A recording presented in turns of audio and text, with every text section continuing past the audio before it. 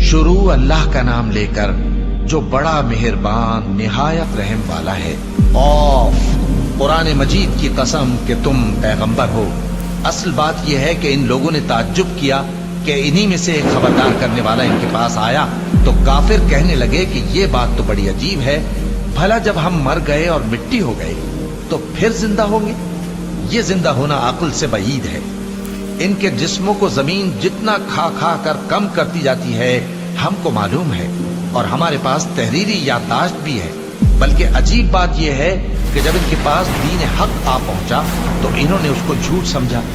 सो ये एक उलझी हुई बात में पड़े हैं। क्या इन्होंने अपने ऊपर आसमान की तरफ निगाह नहीं की कि हमने उसको कैसे बनाया और सजाया, और इसमें कोई शिगाफ तक नहीं? और जमीन को देखो, इसे हमने फैलाया और इसमें पहाड़ रख दिए और इसमें हर तरह की खुशनुमा चीजें उगाई ताकि रुजू लाने वाले बंदे हिदायत और नसीहत हासिल करें। और हमने आसमान से बरकत वाला पानी उतारा और उससे बाग उगाए और खेती का अनाज और लंबे लंबे खजूर के दरख्त जिनका गाभा तह बतह होता है। ये सब कुछ बंदों को रोजी देने के लिए किया है। और इस पानी से हमने मुर्दा जमीन को जिंदा किया। बस इसी तरह क़यामत के रोज निकल पड़ना है।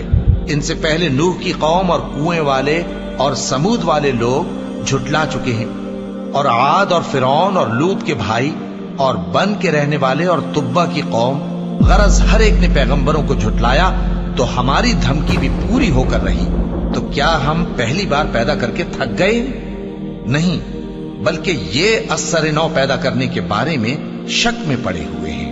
और हम ही ने इंसान को पैदा किया है, और जो ख्यालात उसके दिल में गुजरते हैं हम उनको जानते हैं, और हम तो रगे जान से भी ज्यादा उसके करीब हैं। जब वो कोई काम करता है तो दो लिखने वाले जो दाएं बाएं बैठे हैं लिख लेते हैं। कोई बात उसकी जबान पर नहीं आती मगर एक निगहबान उसके पास लिख लेने को तैयार रहता है।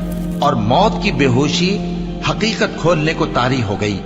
ए इंसान, यही वो हालत है जिससे तू भागता था, और सूर फूंका जाएगा, यही अजाब की धमकी का दिन है। और हर शख्स हमारे सामने इस हाल में आएगा कि एक फरिश्ता उसके साथ हाँकने वाला होगा और एक उसके अमाल की गवाही देने वाला। ये वो दिन है कि इससे तू गाफिल हो रहा था, अब हमने तुझ पर से पर्दा उठा दिया, तो आज तेरी निगाह तेज है। और उसका हम नशी फरिश्ता कहेगा कि ये अमाल नामा मेरे पास तैयार है। हुक्म होगा कि हर सरकश नाशुक्रे को दोज़ख में डाल दो, जो माल में बुख्ल करने वाला, हद से बढ़ने वाला, शुबे निकालने वाला था, जिसने अल्लाह के साथ और माबूद मुकर्रर कर रखे थे, तो उसको सख्त अजाब में डाल दो। उसका साथी शैतान कहेगा कि ऐ हमारे परवरदिगार, मैंने इसको गुमराह नहीं किया था, बल्कि ये आप ही रस्ते से दूर भटका हुआ था। अल्लाह कहेगा कि मेरे हुजूर में रद्दो-कद न करो, मैं तुम्हारे पास पहले ही अजाब की वईद भेज चुका था। मेरे यहां बात बदला नहीं करती, और मैं बंदों पर जुल्म करने वाला नहीं। उस दिन हम दोज़ख से पूछेंगे कि क्या तू भर गई? वो कहेगी कि कुछ और भी है। और बहिश्त परहेजगारों के करीब कर दी जाएगी कि उनसे मुतलक दूर न होगी।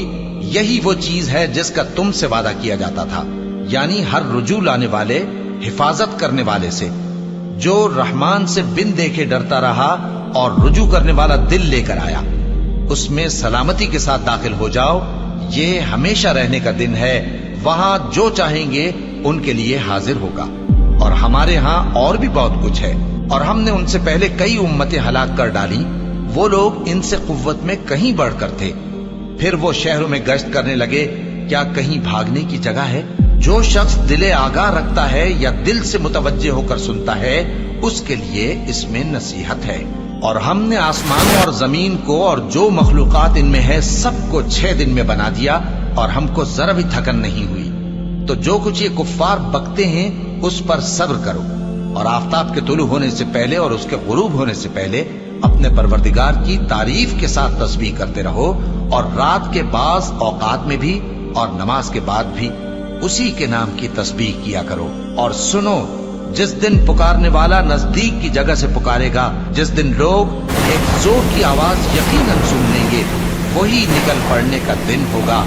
हम ही तो जिंदा करते हैं और हम ही मारते हैं, और हमारे ही पास लौट कर आना है। उस दिन जमीन उन पर से फट जाएगी اور وہ झटपट निकल खड़े होंगे। इस तरह से जमा करना हमें आसान है।